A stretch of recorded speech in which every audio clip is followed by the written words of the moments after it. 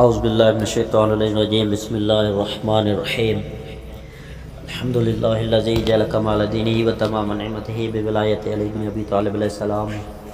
والصلاة والسلام علی سید الانبیاء المرسلین وعلی طیبین الطاہرین المعصومین اما بعد فقد قال امیر المؤمنین علی بن ابی طالب علیہ السلام بسم اللہ الرحمن الرحیم الحمد للہ الذی لبس العز والکبریاء واختارہما لنفسہ دون خلق۔ ناظرین قدر سامعین محترم السلام علیکم ورحمۃ اللہ۔ درس نہج البلاغہ کا خطبہ نمبر 235 تک ہم پہنچ چکے ہیں۔ یہ خطبہ بہت کچھ طویل ہے، اس خطبے کے تقریباً 5 سے 6 درس بنیں گے۔ اس خطبے کا نام قاصعہ لکھا ہوا چلا رہا ہے، کسی کو یہ معلوم نہیں کہ یہ کیوں اس کا نام رکھا گیا۔ اس خطبے میں امیر المومنین نے 18 چیزوں کی جانب ہمیں متوجہ کیا ہے۔ آج جو اس خطبے کا پہلا حصہ آپ عزیزان کی بارگاہ میں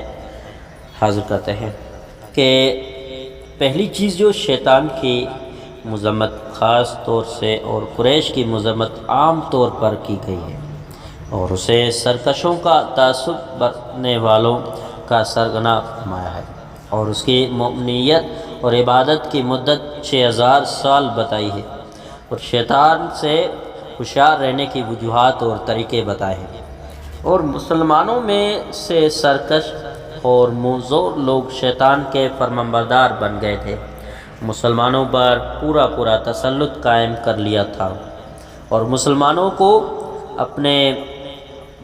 سیدوں اور بزرگوں کی پیروی سے روکا تھا۔ اسلام کے جھوٹے دعوے دار موجود رہے ہیں، شیطان ان کی زبان سے بولتا تھا تاکہ قوم کی عقلیں چھین لے،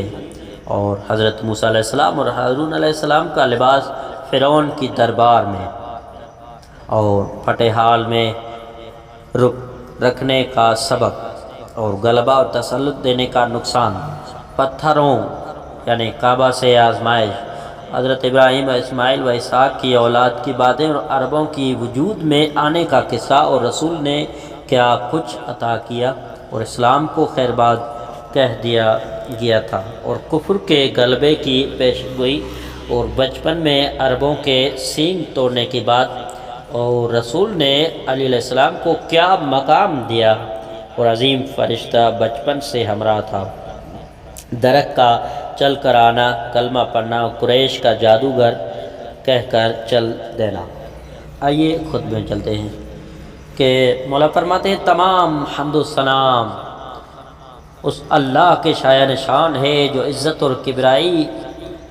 غلبہ اور بڑائی کا لباس پہنے ہوئے ہیں، اور جس نے عزت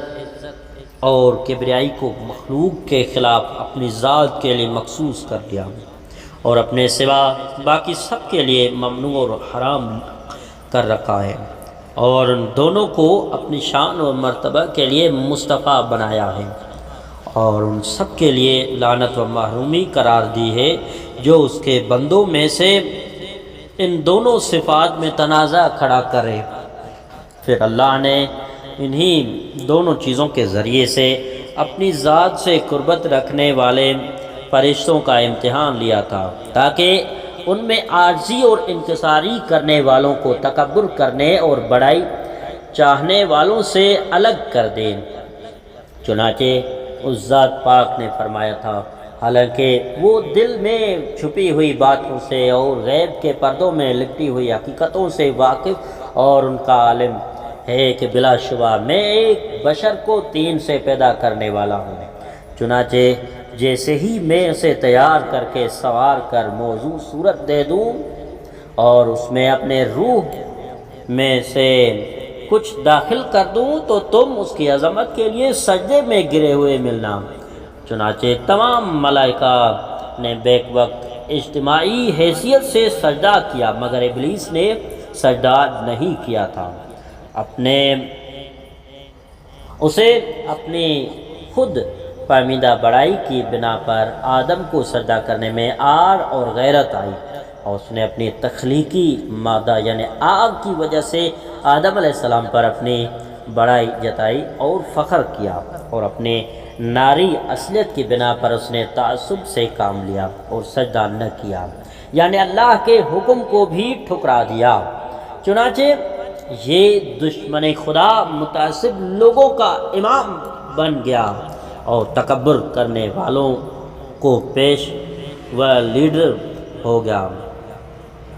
یہ وہی ہستی ہے جس نے تعصب کی بنیاد رکھی اور اللہ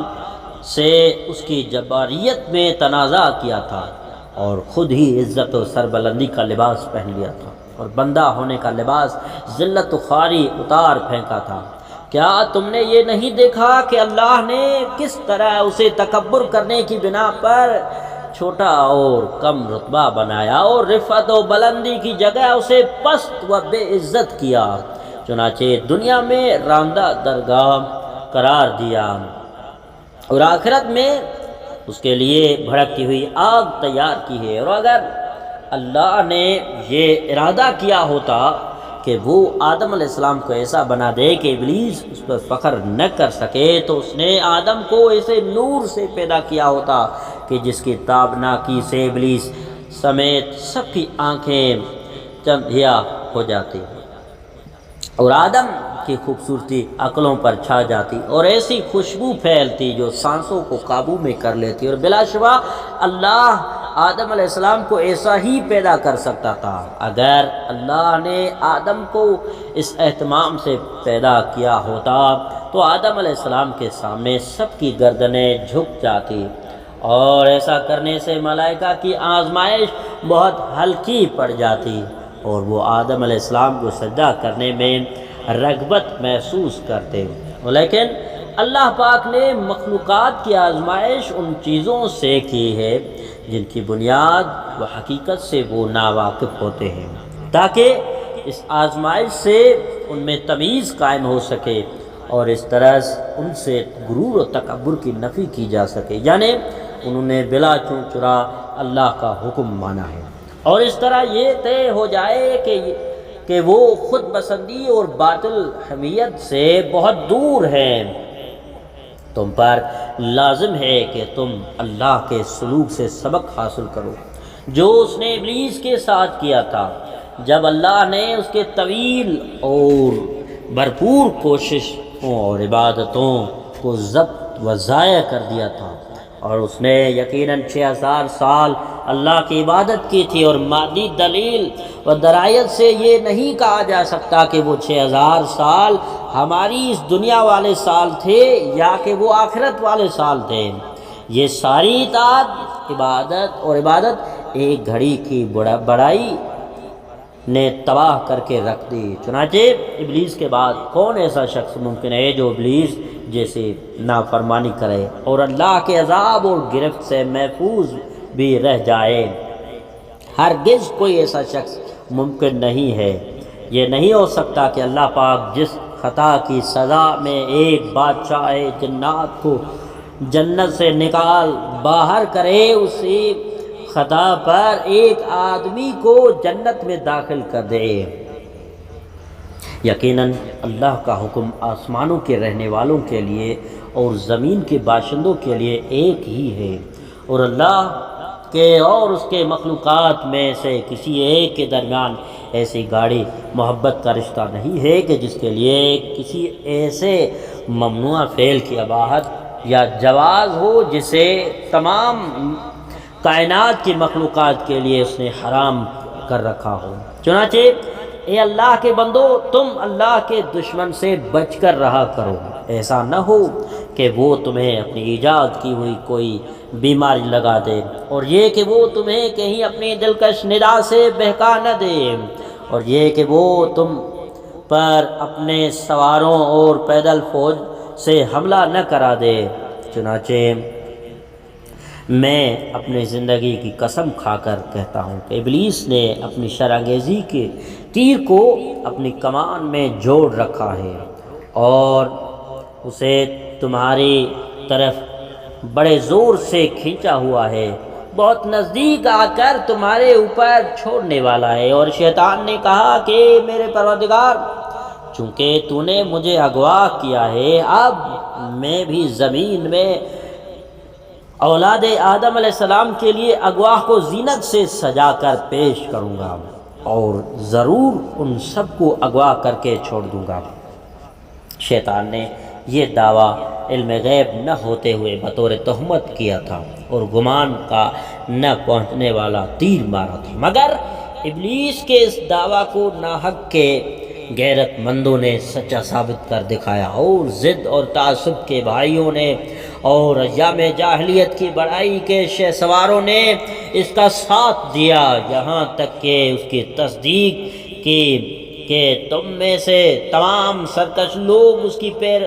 پیرو ہو گئے، اور یوں ابلیس کا تمہیں گمراہ اور بدراہ کرنے کا لالچ اور امید و مستحکم ہو گئے۔ چنانچہ اصلی صورتحال پوشیدہ راز سے باہر نکل کر کھلی سامنے آ گئی اور اس کے اسکیم نمایاں ہو گئی، اور قریش پر اس کا پورا تسلط قائم ہے،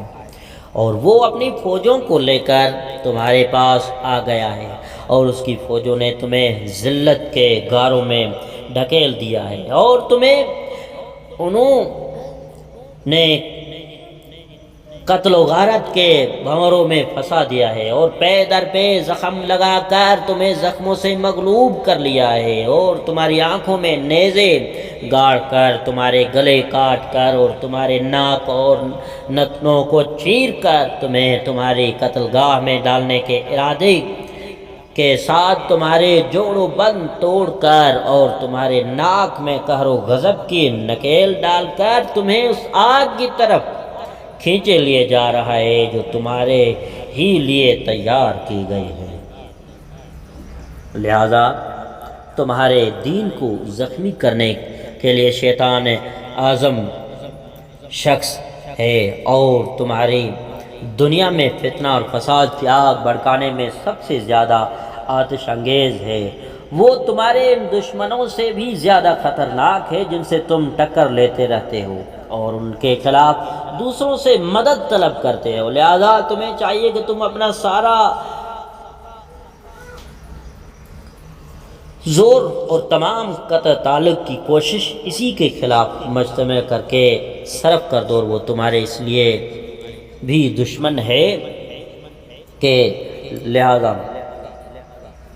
کہ خدا کی قسم ابلیس نے تمہاری بنیاد آدم پر فخر کیا اور انہیں حقیر سمجھا، اور تمہارے مقام و منزلت پر اس نے زبان درازی کی تھی اور تمہارے نسب کو گھٹیا اور پست قرار دیا تھا، اور اپنے سواروں کے ساتھ تم پر حملہ آور ہوا اور اپنے پیادہ فوج کے ساتھ تمہارا راستہ روکنے کا قصد کیا۔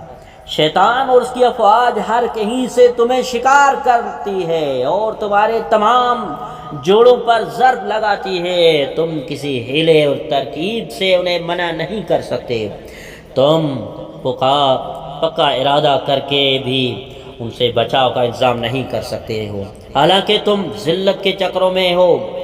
تم ایک تنگ دائرے میں گھیر دیے گئے ہو، موت کا میدان اور بلاؤں کا انبو تم پر چھایا ہوا ہے، تمہیں چاہیے کہ تم اپنے دلوں کے اندر جلتی ہوئی عصبیت کی آگ کو اور جاہلیت کے کینوں کو ٹھنڈا کر دو۔ حقیقت یہ ہے کہ مسلمان کے اندر یہ حمیت اور خود پسندی شیطان کے پیدا کی ہوئی خطرات میں سے ہوتی ہے، یہ اس کی طرف سے خود پسندی اور تنازعات اور ٹونے اور ٹوٹکے ہوا کرتے ہیں۔ تم لوگ پختہ ارادہ کر لو کہ تم عاجزی اور انکساری کو اپنے سر کا تاج بناؤ گے اور خود ساختہ عزت کو اپنے پیروں سے مسل دو۔ اس خطبے کا بقیہ حصہ آئندہ دروس میں۔ والسلام علیکم ورحمۃ اللہ وبرکاتہ۔